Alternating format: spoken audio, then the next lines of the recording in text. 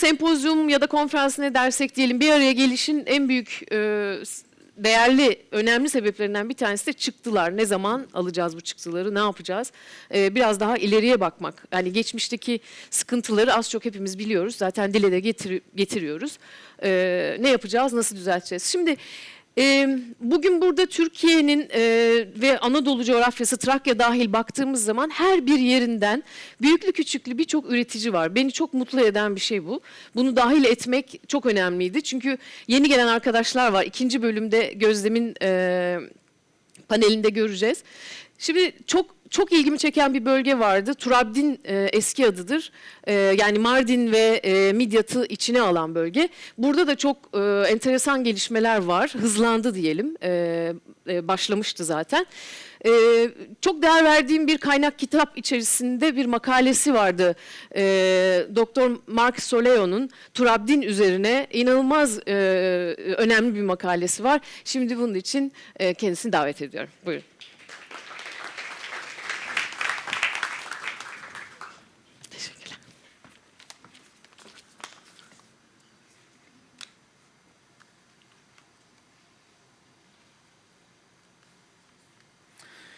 Teşekkür ederim. Thank you. I'm going to be talking about a concept today. The concept of Süryani şarabı, Süryani wine. Maybe you've been to Mardin or Midyat, or you know somebody who has, and they mention Mardin şarabı or Süryani şarabı. I lived in Mardin for 5 years when I was teaching at the university there, anthropology. And I thought about this question quite a bit, and I asked a lot of local wine producers what it means. Is Süryani şarabı like Turkish coffee, where it refers to a method of making it? Or does it refer to the ethnicity of the producers? Or are the grapes Süryani, or is the land Süryani? What exactly does it mean? And I got conflicting answers, and we had arguments over about what exactly this means. Probably the best answer would take us through the modern phenomena of tourism and marketing and branding. But in terms of the work that this concept, this label does, is that it promotes an experience. And it promotes an experience of locality, of historical depth, and of a kind of authenticity. So the concept is shaped by modern identity politics in Turkey, but if we plunge its depths, we find that beneath it is a deep historical series of layers that culminate in it. So to unpack this concept of Süryani wine, we can start with the first word, Süryani. What exactly does that mean? Süryani is a Arabic Turkish word referring to a group of people, and they are the descendants of people we can call Aramaeans, people who spoke the Arami language in the day. They're descendants. So in English, there are different words that are used to refer to these people. One is Syrian. It comes from the same root as Süryani, Ashur. But of course, Syrian has other connotations, and it refers to the citizen of the country of Syria. So that's problematic to use. Another word that's used is Syriac. And that refers especially to the language that evolved out of the Aramaean language. But sometimes it's used for the people as well. And it's also used in the English rendering of the Orthodox Church that the Süryanis follow. Syriac Orthodox. Among Süryanis themselves, there's a debate about what they should call themselves. There's no unanimity in this. One is Aramaean. They use Arami in their own language, but also Aramaean when they're in English, speaking in English. European Süryanis especially have a big debate about these. And there's also a lot of them call themselves Assyrian. Assyrian refers to the great Mesopotamian Empire, so that gives them a kind of sense of historical importance. So there's a big debate. So I think the simplest way is just to refer to them as Süryani, and especially because we're talking about Süryani wine. So I'll use the word Süryani to refer to these people. So today in the area that was mentioned, Turabdin, Mardin, Midyat region, there are about 2,000 remaining. Of course, in the day there were many, many more thousands. Actually, in Istanbul, there are more than there are in the region where they originate, about 15,000 people who have migrated from the region. And of course, there's even more in Europe. So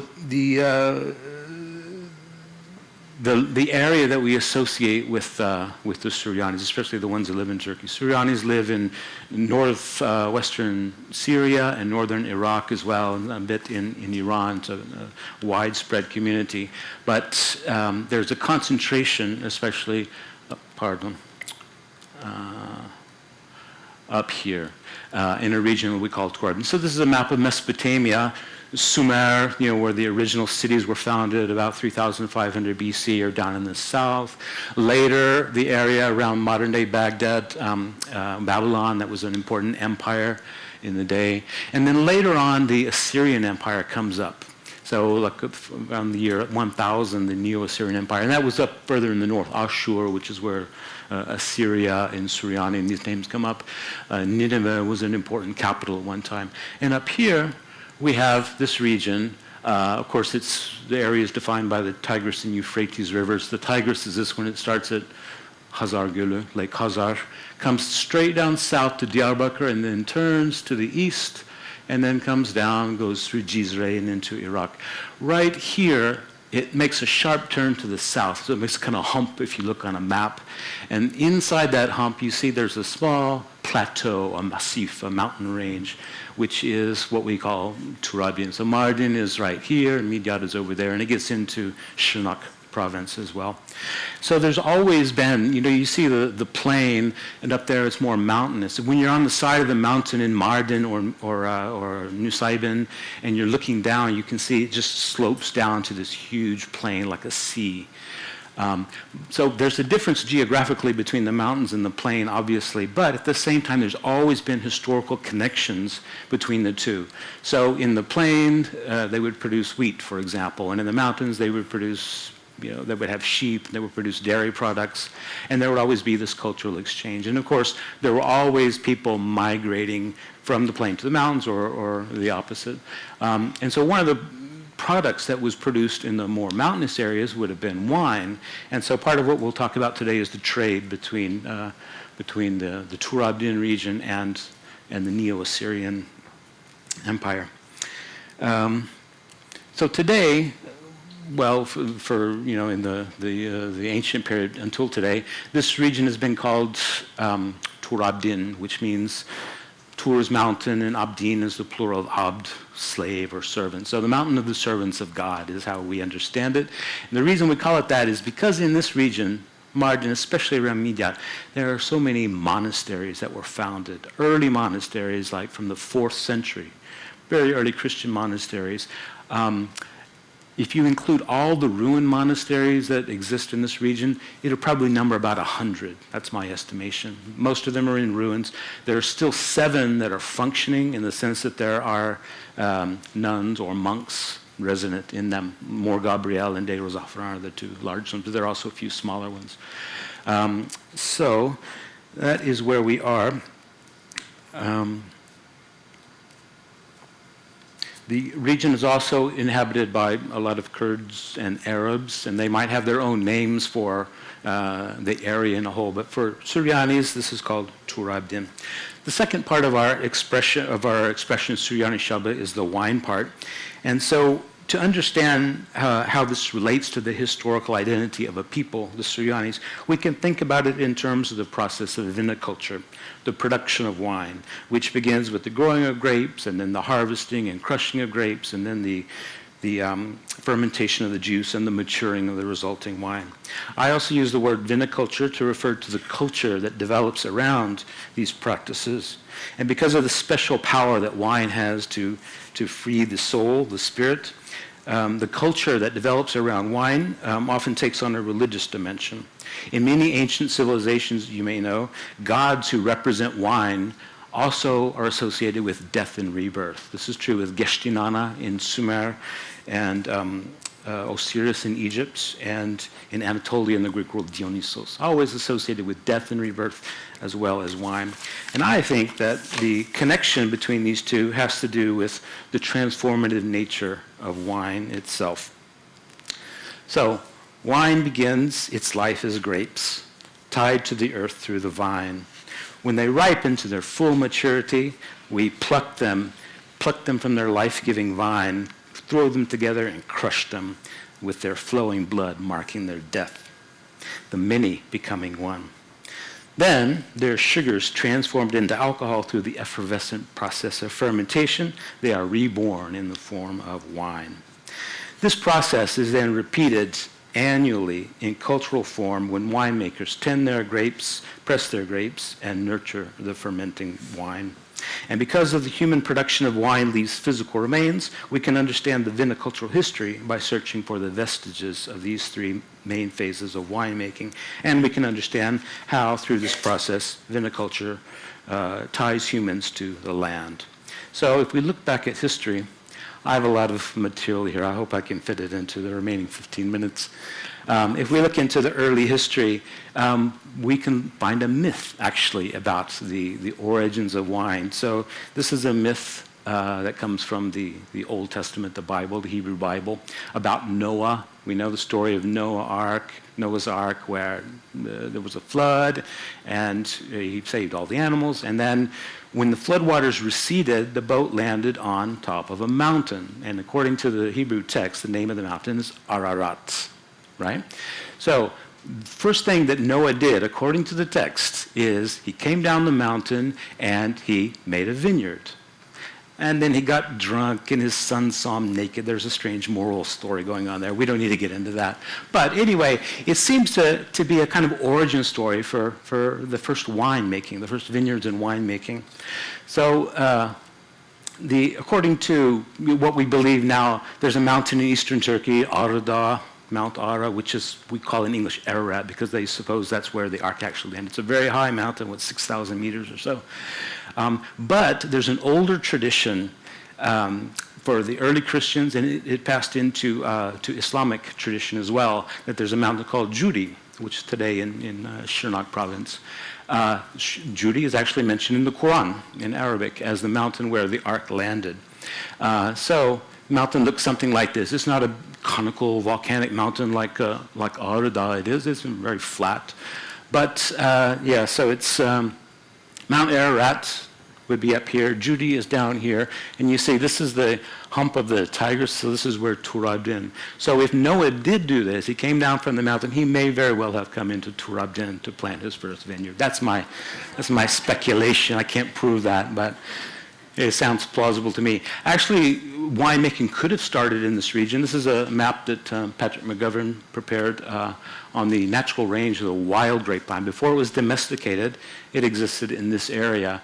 And so we see that Turabin falls within that band. You know, the earliest remains of winemaking were found in the Caucasus, in Georgia, in Armenia, in caves. But it was residue of wine on ceramic jars.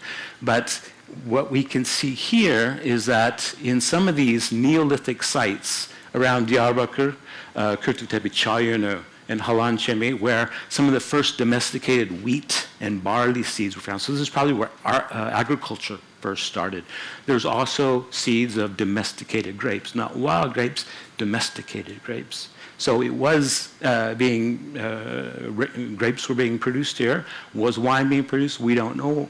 There are no physical remains. Why? Because this is like 10,000 years ago. This was pre-pottery. So there's no clay jars for there to be remains in. So they could have been making it in animal skins or using stone. We don't know. Then we come to the first textual evidence we have of winemaking. And so we can look to the Neo-Assyrian Empire. So this was 9th, 8th century BC. And we see, again, Nineveh. There were a few capitals that the Assyrians had. Nisibis is today's Nusaybin, right on the border with Syria. And Turabdin is there in the hump. One of the great kings, emperors of the Assyrian Empire was Ashurnasirpal II in the 9th century BCE. And he really expanded the empire, especially towards the north. And so this is a map that a scholar named Süryani produced showing his 5th campaign. He made, I think, 10 campaigns to conquer these lands.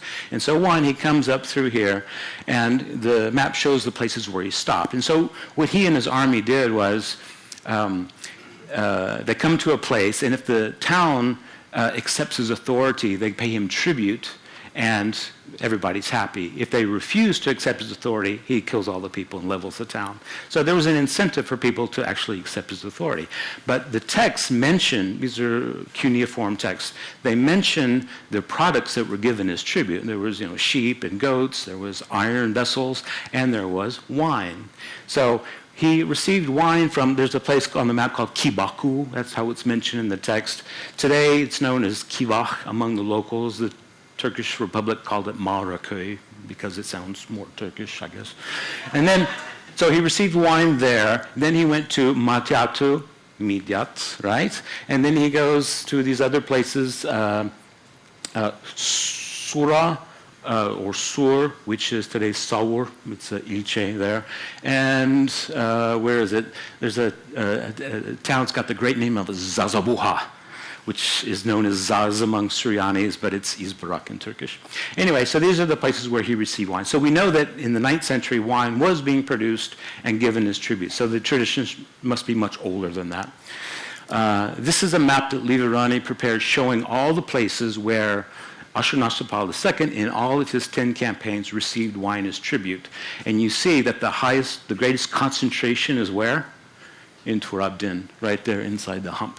So it was certainly a wine producer. There were other places, the Zagros Mountains in Iran, but the highest concentration happened to be in Turabdin. He had early come to the region on his second campaign, and he passes along this route, and then he goes up there, and he receives wine from a place called Izalla. Izalla. Süryani puts it way over here. He has a special reasoning. I don't agree with it. I think it falls actually, I think I have that right here on the edge of this mountain looking down over the plain. Why do I think that? Because this area is still today known as Izlo among Süryanis, Izlo. So I think, and actually the place where he receives the wine is around the source of the Subnat. So it actually makes a lot more sense. So Izala, it actually is mentioned in other texts from the Neo-Assyrian period. This is, it was probably a training method for scribes in training to learn how to write in cuneiform. So it gives a list of commonly used words that they might have to use. And so this is obviously a transliterated version. Geshtin is a Sumerian word for wine. They wrote it like that in cuneiform, but I think Karanu was the Assyrian word for wine.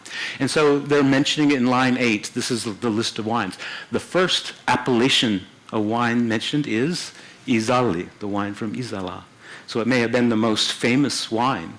It is also paired with Hulbunu. Let's remember that name because we often see Izala and Hulbunu mentioned together like the two most famous wines.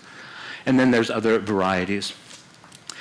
This is a tablet showing, it's a receipt for 16 vessels of wine that were received. I don't read cuneiform, I'm using transliterated text, but apparently in line 2, the word Izala is mentioned. This is a list of offerings that are made to the Babylonian god Marduk. He was the famous god of the city of Babylon. And line 21 mentions vessels of wine from Izala. So it was a product worthy of offering to the gods. This is how the Assyrians would have made offerings to Marduk with a libation, pouring out wine in front of maybe a statue of the god. How would they have transported the wine from Turabdin to the capital, Nineveh? Well, the Tigris River makes that path, and so they could very well have floated it down the river. You don't even have to use a boat, a raft, because they often stored wine in animal skins anyway. And so you fill up the animal skin with wine, and it will float. The alcohol is lighter than water. So, and actually we know from these Assyrian slabs that they used them for flotation. They would fill them full of straw and air, and you could carry a stone slab on top of it. And you might have another person kind of riding along in his own animal skin behind it. Here's some other modern renderings of what that might have looked like. And in fact, these were used in the early 20th century among Arabs on the Tigris River in northern Iraq and Syria. Animal skins underneath. And Izala is also mentioned in the Bible. Actually, this is a phrase that's been translated in different words. Nobody exactly knows what it means, but according to some scholars, it goes like this. Ezekiel was a prophet who wrote the book of Ezekiel. I've only got 5 minutes. There's no way. There's no way. I've got so much more. Ezekiel was a prophet. He wrote one of the books of the Bible, the Old Testament, and he's writing about products that are coming to the city of Tyre. It's Sur in Turkish and Arabic and Sur. So these are products that were coming from Damascus, which is a major center, to the port city, the Mediterranean port city of Tyre, and from them transported through the Mediterranean to Greece, Rome, wherever. And so it goes like this. Damascus traded with you wine from Helban. Remember Hulbunu, the wine that's often paired with our Izala wine? And there's this line, Wedane yayin me izal. So we say izal there. Dane, I don't know Hebrew, but apparently dane means a jar, and yayin means wine. So jars of wine from Izala, mentioned in the Bible. It's interesting to me that I love words and the origins of words. They use yayin for wine. You know, in Sumerian language it was geshtin. In the Syrians it was karanu. Arabs and Süryanis call it hamro. But here they use yayin, and it seems to me this is related to the Hittite word that was mentioned previously, wiana, which is also, of course, the root of the, vin, vino, wine. So it's interesting that it made into the Hebrew Bible. So this is the route that would have taken Nisibis. We see Turabin, that's Nusaybin up there. So Damascus is way down here. They would have had to move these across the desert. I don't know how long that would take, but it has to go through the desert. And then to Tyre or Sur, which was a major port city. And I'm thinking, actually, this might not be accurate because Ezekiel probably didn't go to Tyre. He didn't know what products they were doing. He was writing this during the Babylonian captivity in the 6th century BC. So he was in Mesopotamia when he wrote this. And so maybe he was just thinking, well, everybody in Mesopotamia talks about these two wines, Izala and Helbon, so I'll just write that in a book. Maybe not. We don't know. But anyway, it shows you that Izala was a famous wine at Ezekiel's time. And then after that, the Izala wine disappears from the historical record. We never again hear about Izala wine. Why is that? Well, the Neo-Assyrian Empire collapses suddenly in the 7th century BC, and we have a kind of powers moving to the west. Right, and so we see these are wine-producing areas in the ancient wine trade, it says, but it's really Mediterranean, based in Anatolia, Greece, and eventually Rome. So we see that the power kind of shifts there. There's no great capital city to import wine from Izala, and it disappears. Probably the people continued to produce it, but it wasn't as famous as it had once been. So now we get into the Christian period. And so we think about the spread of Christianity. This is a map of Paul's travels. Paul spread Christianity through Anatolia and Greece and into Rome as well, soon after Jesus' time. And it looks a lot like the previous map we saw, right, about the wine centers. It's Mediterranean, both sea-based. And this map also cuts off right before you get to Tur Abdin. So there were other things going on in this region. Edessa is, of course, the city of Urfa. So Christianity was also spreading to the east, and it's spreading among the Aramaic-speaking people. And Edessa and Nisibis, again, that's Urfa and Nusaybin, become important Christian centers in this time. The people come to be known as Syriac or Süryani. And there's a very early Bible written in the Süryani language, Aramaic language, called the Peshitta. We'll refer to the Peshitta later, although we have no time. I don't know what's going to do. Anyway, we get to this situation where it's a very important Christian center, especially for monasteries. There was one important saint. He was a poet. His poems are still used liturgically. They read his poems in church, in the Süryani Christian masses. He lived in the 4th century, born in Nisibis. He was a local, and he traveled through the region preaching the gospel to the local people. And one of the tools that he used was telling stories about Jesus. That's what the gospels are made of. They're stories about Jesus. convince people of how great Jesus was. And of course, a lot of the stories relate to wine. You can see even in this picture, there's grapes climbing up the trees, grapevines. So we know that there are many stories in the Bible where Jesus has something to do with wine. His very first miracle, according to the book of John, he goes to a wedding in a place called Cana with his mother, and everybody's having a good time drinking, but then the wine runs out. So what does Jesus do? He takes the water pot, he changes it into wine. The very first miracle, before he healed anybody, his first thing was wine. He was a master winemaker, actually.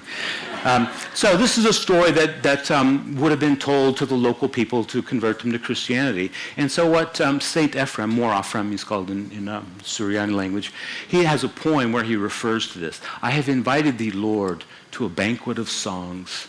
The wine hath failed, even the language of praise. Thou guest who fillest the water pots with goodly wine, fill my mouth with the praise of thee. So Süryani still sing these songs in the original Aramaic language. There's another story, of course, about the bread and the wine before Jesus is executed. He has a final dinner with his disciples. He takes the bread and says, this is my body. He takes the wine and says, this is my blood. And of course, this turns into the Christian ritual of communion. So St. Ephraim is telling the story to the people, and he composes a poem. In thy bread is hidden the spirit that cannot be eaten. In thy wine there dwelleth the fire that cannot be drunk. The spirit in thy bread and the fire in thy cup are miracles distinct, which our lips receive. So he's kind of getting into the mystical, inner, esoteric side of what this really means. We also see wine motifs appear in the Christian architecture of the period. This is Mor Gabriel, the huge, famous monastery to the southeast of Midyat. And there's the vault behind the altar in one of the oldest churches in the monastery. It's got this beautiful mosaic. And we see in the corner a wine jar. And what's coming out of it?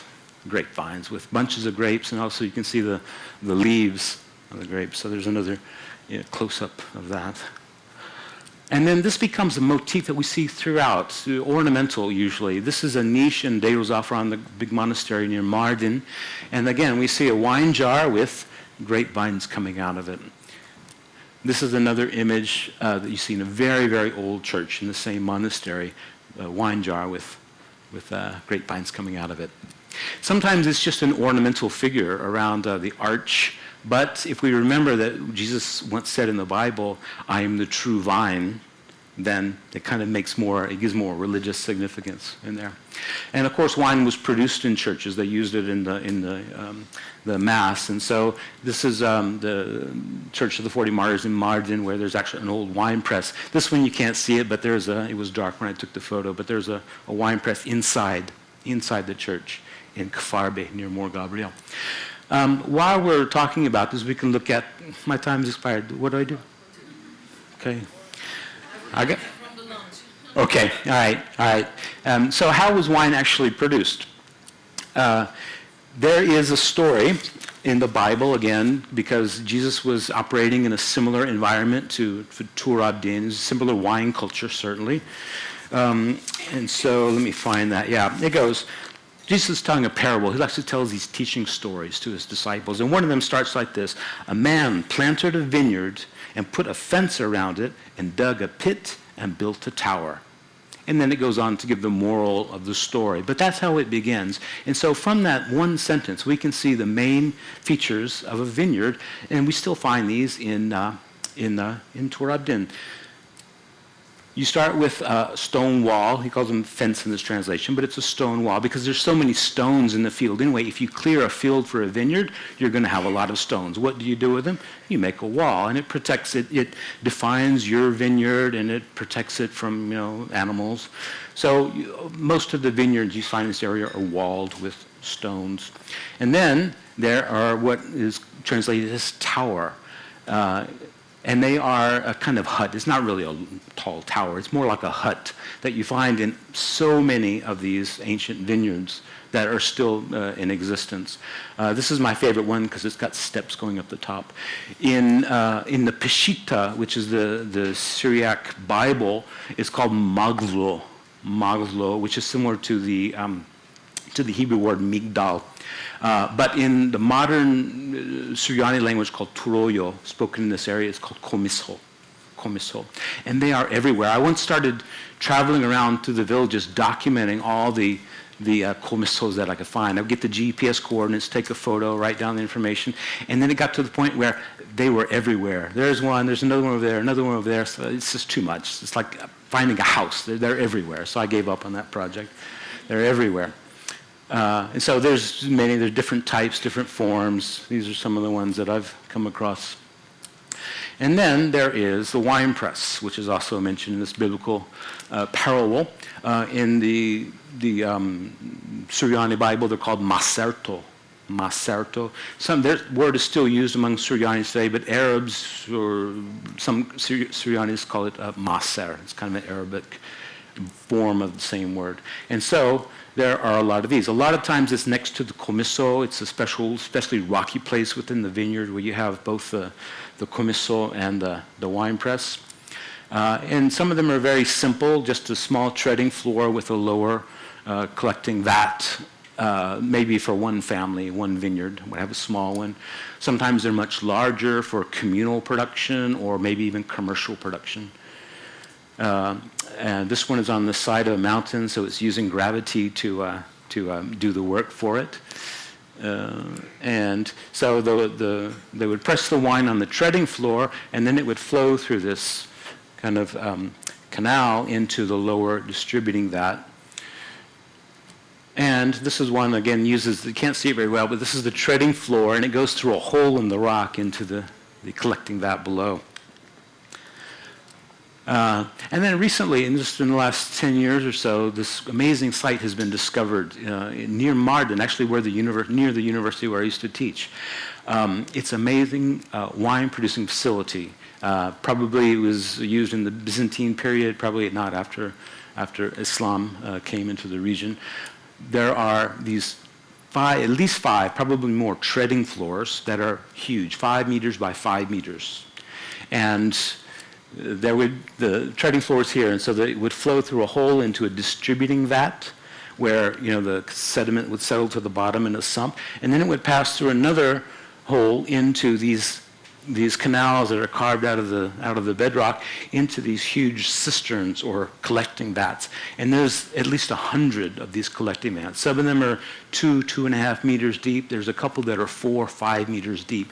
So there would be hundreds of thousands of liters of wine that could have been produced here. So obviously it was for commercial production. Yeah, it's a huge, vast site. And so this used to be all vineyards, but of course it's been mostly abandoned today. They probably stored the wine in clay jars. There's one particular village north of Midyat called Bote that was famous for producing clay jars because there was a good clay nearby, and they they had a little oven and they produced their clay jars. But it was abandoned, and so nobody is producing clay jars there anymore. This is a huge treading floor right outside a church in the village of Zaz. And so it's a large treading floor. They would press the grapes here, and it would go through a hole into the cellar. And when you look into the cellar, you see that there are these cup marks where they would put the clay jars to hold them. So that's kind of how wine would have been produced. And it's still sort of produced in a similar way, but we'll talk later if we have time. Do I keep going? What do I do? I got more. Well, we can quickly say that Islam came, right? And it came very early, about 15 years after the death of the Prophet. This had been taken over. Amida is Diyarbakir, so this is Tur Abdin. And then various dynasties came in and took over, Islamic dynasties. This Tur Abdin was under the Artukids, the Artuklu. And so that's why the name Artuklu is the name of the university in Mardin. It's the name of the Merkez Ilçe in Mardin, and a lot of other places use that name, the Artukids. There was an engineer who worked for the Artukid court, and he devised these amazing devices, and he wrote a book where he illustrated these. This was a wine-drinking robot where you would put water through his head, and it would be stored in a kind of bladder around his stomach, I think. And so gravity, it would pull the wine from the bottle into the glass. And when the glass got full, he would raise it to his mouth and drink it, and then it would go back into the system and be circulated like that. So he made this. I'm guessing they were drinking wine at the court when they were watching this robot do this. I'm guessing. So they were Islamic, and we know that Islam is haram, it's forbidden in Islam, but apparently they were drinking wine. And then, of course, the Ottomans come, 1517, they defeat the Mamluks, and they take our area. And the Ottomans, of course, were another important dynasty. Wine was produced and even taxed. We know that. There are law codes from the 16th century, and they tell us how much a load of wine, it was measured in batmans, and like 5 kilos, how much wine you have to give as tax, and it's taxed in kind. And in the 19th century, there was about 150,000 kilos that was produced, and interestingly, 55,000 was for export. Where was it exported? We don't know. This information comes from a French researcher named Vital Quinet, and he mentioned, by the way, that the wine of Mardin was très renommé, very renowned, and the wine of Midyat was estimé, esteemed. So it was good, it was well known and well regarded. Then what happens? The population starts to change throughout this process. By the early 20th century, the Ottoman Empire, of course, was declining, losing power. In its place, these nationalist movements among Turks and Kurds and Arabs in the Balkans. And there was constant war, as you know from history. In 1915, there was a huge cataclysm for the Armenians and Syrians.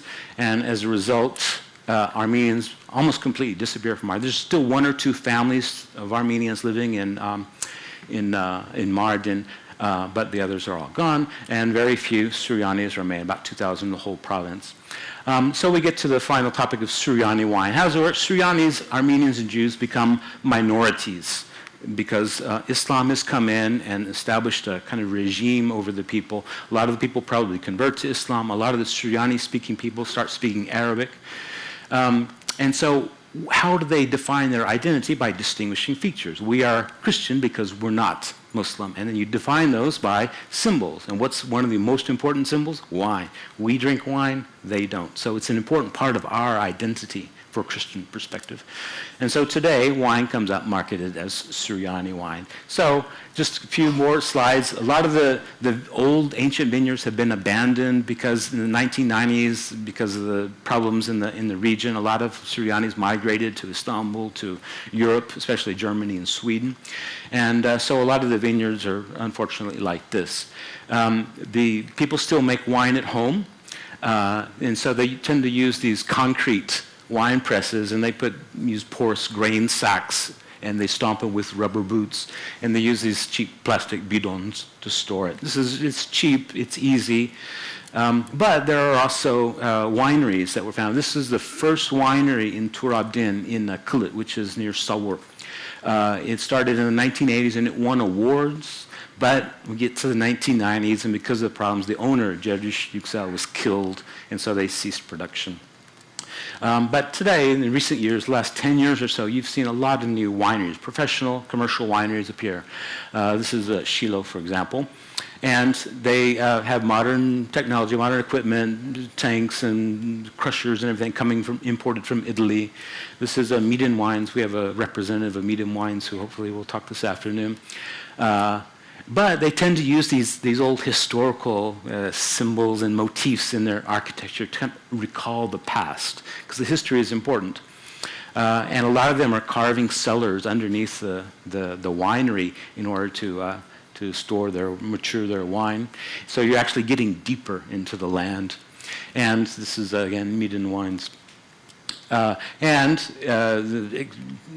production has expanded, trade has expanded, and so now throughout the old city of Mardin and the old city of Midyat, there's just tasting shop after tasting shop. Sometimes the same wine company will have 10 tasting shops in the same area.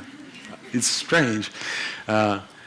And so you see Süryani şarabı as the kind of main marketing ploy to attract people. They found their niche with this label of Süryani şarabı. So the professionals use it. Home winemakers who produce their own labels for sale also use this idea of Süryani. Sometimes use Mardin as well.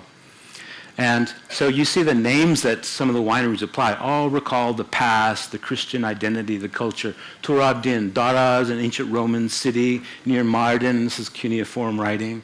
Ninba was the Assyrian capital. Kustan is a famous Süryani village near Midyat. Monastery. It's very, almost done. And this one actually, again from Median Wines, uses Chelbura, which is that huge winemaking facility near Mardin that the archaeologists have uncovered. And so this is, I think, the label that really sums up the whole process for me. This is from a home winemaker, but he sells it in his jewelry shop and has his own label. And so, if you translate from Turkish to English, sometimes you start at the end and go backwards.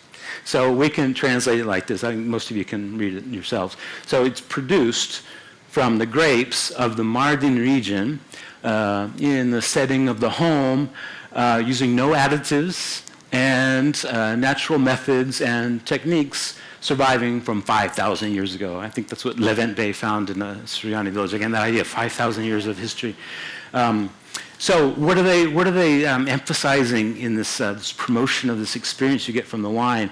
That it's local, it's Mardin, it's made in the home, and it's pure, no additives, and it's natural, and it's old, and it's part of our culture. So what you're getting is really an authenticity. And I think that's what Süryanis are trying to promote, but also really what they're trying to do with themselves. They're trying to convince themselves, as well as the rest of the world, that they are authentic. They have their own identity. I only learned 2 words in Süryani language throughout all my research. One of them is, of course, hamro, wine, and the other one was taudi. Thank you.